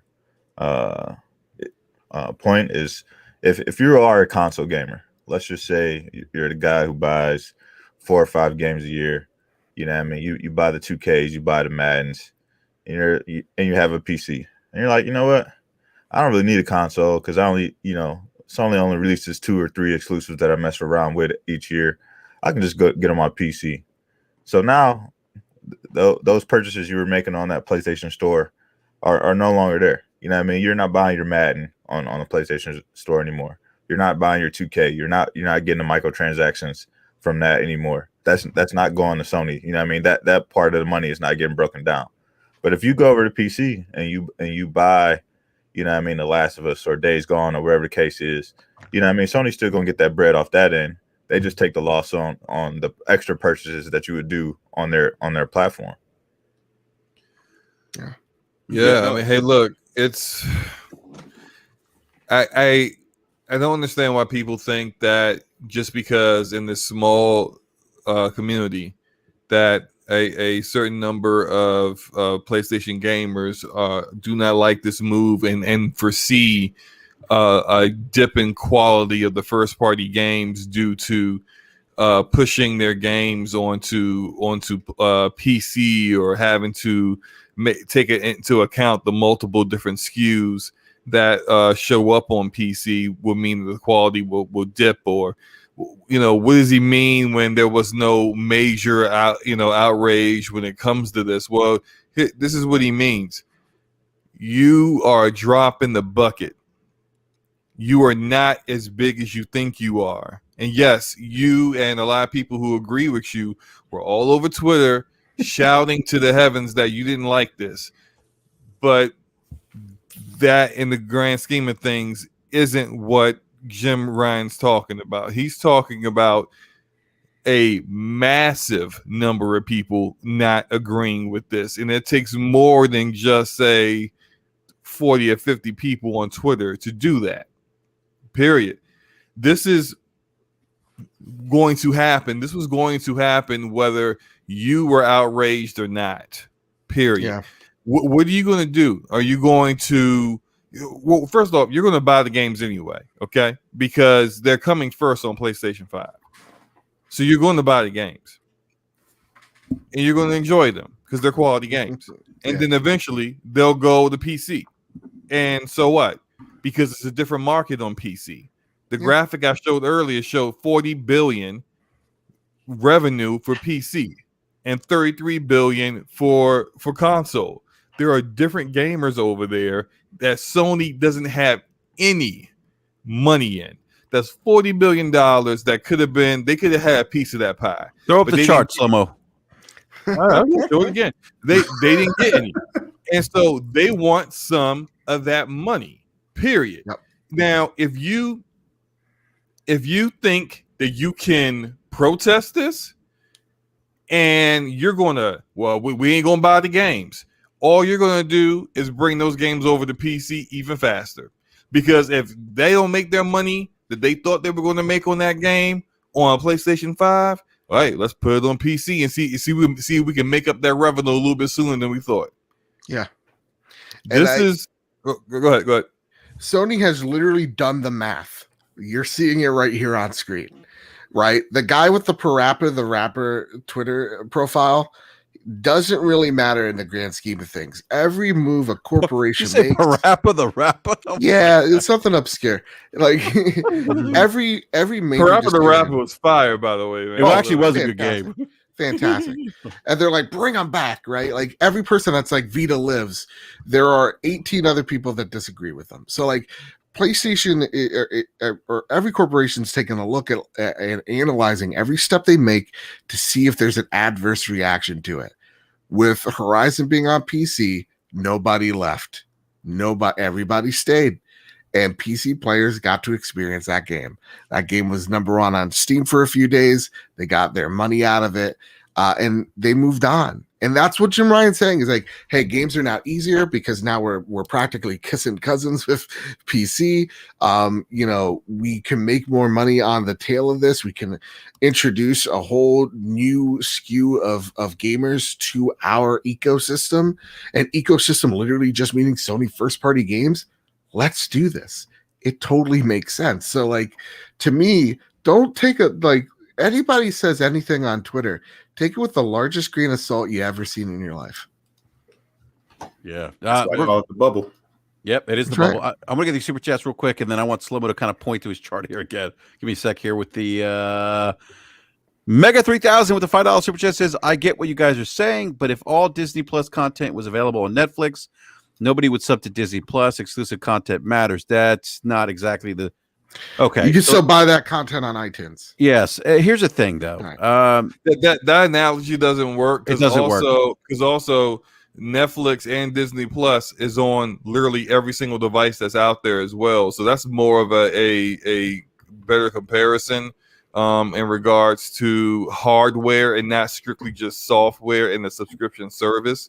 That's an apples to oranges comparison, so it doesn't really work. It's also a better comparison to what attracts somebody to a platform versus something going to another platform. Like, the reason Netflix and Amazon they do their own content is because they're trying to attract people. That has been the debate that's been going back and forth in the bubble where people are like exclusives don't matter, but now they matter again right now. Mm-hmm. But because you want people to come to your platform, so they absolutely do matter. Mm-hmm. So in that regard, you're right. Like, no, you're not gonna, you have people that have if this audience was never gonna come to your ecosystem in the first place, right? You're fine. Well, you're 100%. But right. And Batman, you had this logic. You probably seen it before too, where some dudes will say, "Well, I don't know. I think everything should be available on everything." I'm like, that is the dumbest logic in the world. Like, what you need a platform for if I can just play Gears on a PlayStation or I can play this on it, that's just crazy. You don't. It would be awesome. I would love that, but that's just not feasible. No, that's too consumer friendly. The other thing too is that people like PC is not console. Console's not PC. Exactly. Mm-hmm. And like I would agree with everyone who's upset about this if PlayStation was like, hey, you know what? We're bringing our games to Xbox and Nintendo Switch. Then I would say you have an argument. Then they're devaluing the PlayStation 5 brand console, right? Because why would you need a PlayStation 5? Because that's the marketplace. But people are not going to go out and be like, well, I'm not going to spend $500 on a PS5. I'm going to go spend $2,000 on a PC. That doesn't happen. Exactly. It's not and like...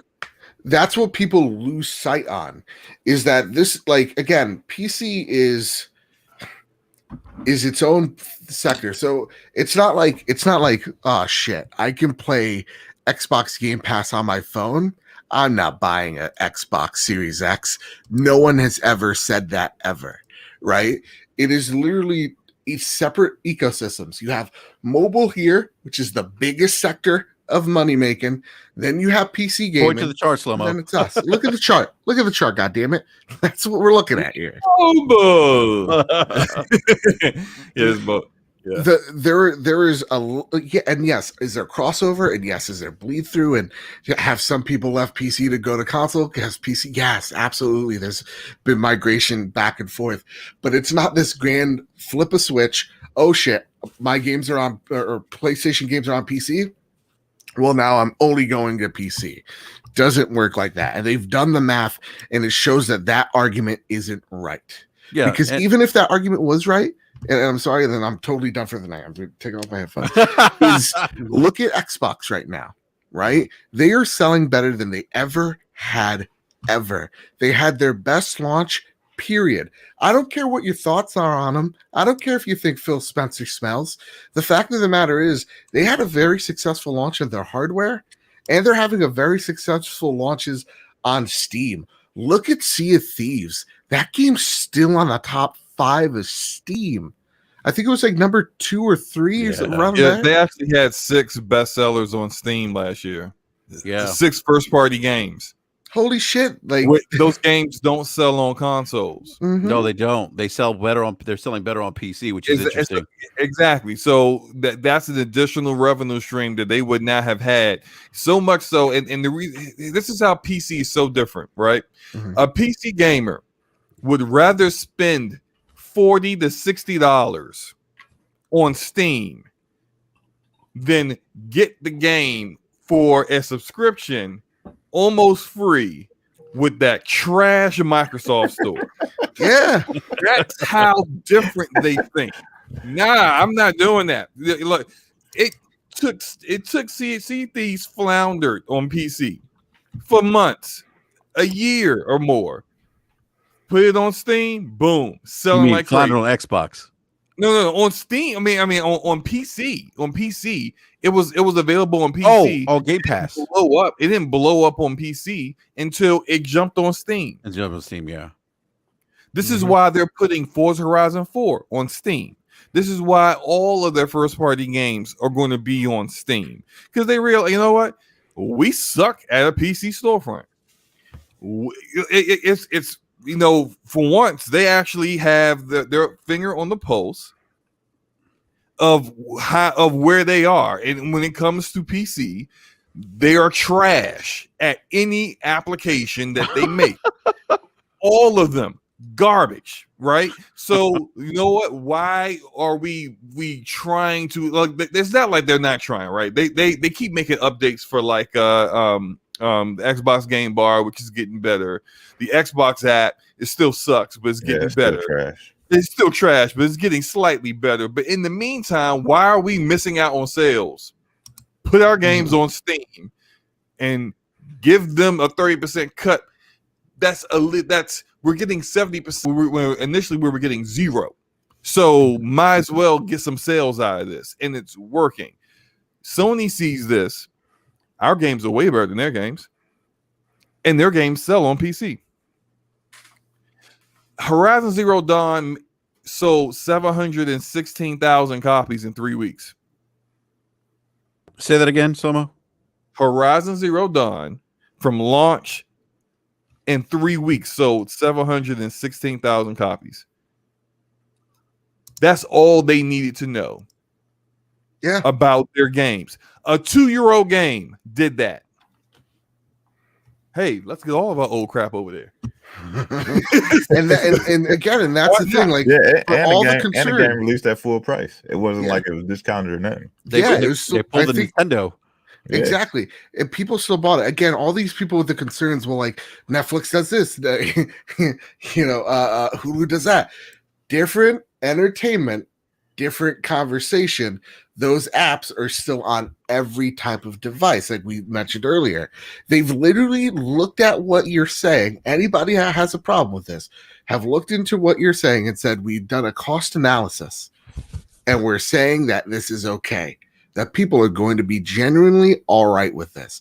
And maybe we may lose a few people, but the profit that we make far supplants anybody that would actually leave because of this. That's a good point. I'm going to do super chats real quick. Ash and Luca, the $5 super chat.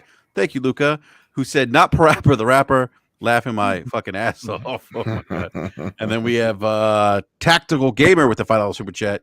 Says, I'm a big PlayStation fan, been so since PlayStation 1. I have no issues with PlayStation first party going to PC.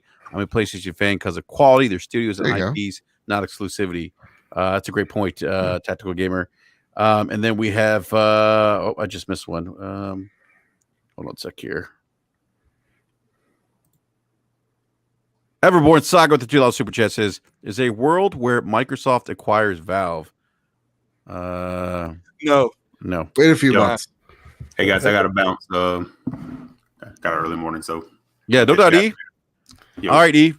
All right, love you. Batman, always talking to you, Lomo. Forte. I mean, Forte. Damn, Forte. Shout out to Forte. Yeah, exactly. All right, E. You guys later. All right, E. Take care, bro. See you later. All right. Got another super chat here from Seidu.com and give the $3 super chat. Says Nintendo could release Mario Odyssey on tablets. They could, and they would charge you $70 doing so. And they do in China. Oh, they do. You're right. Yeah, Mr. Babbitt. This is they got all these little weird apps here. So the moral of the story here is if you look at Slobo's graph here, money. Look, $40 billion PC. It's big. It's a bigger piece of the pie than consoles. Makes sense. And what you also notice on that graph is that large portion of the 85 billion, which is dedicated to mobile, and you wonder why your favorite game dev is showing a mobile game at E3. That's why. Yeah. I mean, you look at Genshin Impact, right, Slomo? I mean, that game, mobile, PC, console. Well, did it go? It was on console too, right? Yeah, it was on PlayStation. PlayStation. Yeah. So it checked 3 boxes. And what did it do? 100 million like in a week or something? Yeah, it was wild. They're probably one of the fastest growing games ever. Yeah. So if you don't think that like Activision, right, Tencent, you don't think those big companies that are publicly traded see this?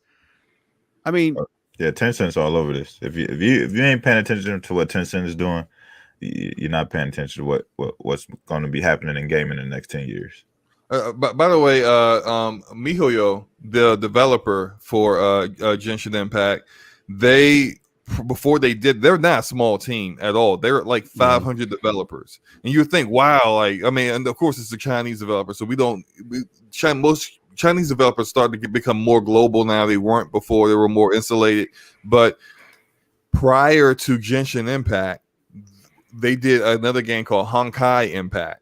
That was a mobile game that blew up. Like they've been big on the mobile scene before they transitioned to a multi-platform game and a multi-platform developer. So this is like you're going to start seeing some crossover from developers that just work in this area, moving on to this area when they have the skill set to actually make games that will resonate with these two markets as well. So it goes back and forth, but for the most part, these kind of games, the majority of these kind of games don't resonate here or here. But there's a closer crossover. There's a closer crossover between these two, because PC gamers will definitely buy a console game that was a console exclusive that has unlocked frame rates, better textures, more options. And ultra wide monitor support, all that other great stuff that they love, right? Real quick too, Slomo, to your point, they will also buy a game just to benchmark it and then never play it again. Yeah. They'll do that. Classic PC stuff right there. Yeah, just to prove, hey, my rig can play it better than that PlayStation 5 did. Uninstall. They will. Yeah, but hey, look, does Sony care? Nope. That sale is worth just as much as the sale of the guy who was like, "Oh man, I really wanted to play Horizon Zero Dawn, but I didn't think it was worth it buying a PlayStation 4 for one game, because instead of it being $60, that's like $360. So now it's like they don't have to do that anymore. That barrier of entry is no longer there. They'll go play that game and they'll enjoy the hell out of it, right? That customer is no less or more than the customer that's going to buy the game, benchmark it, and uninstall it in 15 minutes. A sale's a sale. You're right. A sale's a sale. And they want more of that. They want more of this $40 billion. That's money that they're not getting. This isn't even all of them. This is like they have like a half of what this is. This is like half of what Sony gets. Yeah. And you brought up a good point, somewhere like there's more crossover between in terms of the content that these that PC and console play, right? Like mobile's not gonna buy Horizon Zero Dawn, one, because you can't play it on mobile. Maybe you could via some kind of streaming platform, but but again, different demographic, different buying habits. I think you remember we had Matt Piscatello on. You were like, we're talking about mobile, and this is what I think I was going under the moniker Lord 5G. I think, yeah, I mean, just different audience. It was. Yeah, different audience. Remember, like in like Matt's like, yeah, like, because I think you said something like they're the soccer moms, that are on mobile playing these games. My wife does it. It's funny. My wife, we're laying in bed. I'm like, what are you playing?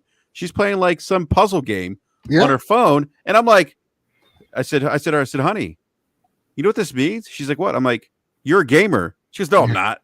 I said, no, you are playing a video game, and you play, and I see you play that game quite a bit. You are a gamer. You might be a casual gamer, but you're still a gamer. The funny thing is that this market here doesn't think the people in this market are gamers, and the people in this market don't even view themselves as gamers, and they don't care. So it works because everyone is in agreement. But the funny thing about mobile is like the inverse in how they are monetized. A lot of mobile games are free, and that's the bait. They get you into the game and it's free, and then you get hooked on it. But then to kind of continue on those gotcha systems, to kind of continue on with that same level of enjoyment, you got to start putting some money in. And people think, man, look, I spent about 60 hours on this game. You know, what's $5-10? That's still less than what other games are. You know how much money I wasted in Fortnite because of that logic? Yeah, over time, you spend more money on that quote unquote free game than you would have on a full-time game. Yeah, I bought Master Chief. I bought Kratos. They got you. They got you, man. I got fucking the Tron chick because she's cool. She's got half a shaved head. I got all these people, man. And guess what? That's awesome to me. How much did you pay like a pop for that? Listen, I'm not willing to disclose how much I've paid. Well, no, I'm saying like each character. What is it, like a couple bucks? I think it's like 15, 20. All right, so 15, 20. Now multiply that by 5 million. I'm good. I mean, 5 million people. No, I'm not saying you. I'm saying like multiply by like 5 million people, right? Yeah. At $20. That's, I mean, come on. Just for buying a character, it's a lot of money. Yeah. And how much non-effort that has to go into? Like, I love the mobile comparison because they're just like, it kind of reminds me of the angry, pointy like cat lady, you know, like he's like gamers like you guys are real gamers, and like the cat just hissing back like we don't care, like we don't care at all, you know. Hey, what's this other free game? I'm gonna try that out now. Like it works for them, and we're starting to see some of that bleed into PC and console gaming. We brought up Genshin Impact. That's a free entry game. It's free to get in, and you know, I think it was smart of MiHoYo and Tencent to not make it as aggressive on the gotcha systems as it is on mobile, because console and PC gamers would not be having all that. Oh, I play 5 hours and before, so and I'm level capped until I spend some money. Forget, I'm not doing that. Uninstall. So what they did was they let you get all these characters, and then they said, "Oh, you want some of these other, you know, nice looking characters? Hey, here's the wish system. Go ahead. We're gonna throw you a lot of the currency systems, so you can go ahead and you can just keep spinning, try to get these characters. Oh, you're getting weapons. That's cool. All right. Oh, you finally got a couple of characters here and there. They get you hooked. I've seen people like, man, I can spend $100 on Genshin Impact. People doing YouTube videos like, I don't even understand how I got here, how I spent this much money, but I had to get all these characters. So now I got 24 characters to level up. Yeah. You know, and take me personally, I haven't spent a dime on Genshin Impact. I know somebody who spent $5,000 on a mobile game. Damn. Wow. Yeah. $5,000. That's one of my student loans if y'all want to hook a brother up. Yeah, I mean, but that's the benefit to it, but it's like I wasn't joking. But not. All right, I can put this down now, I guess. No, that's a great visual. I love that Slimo. It's awesome, man.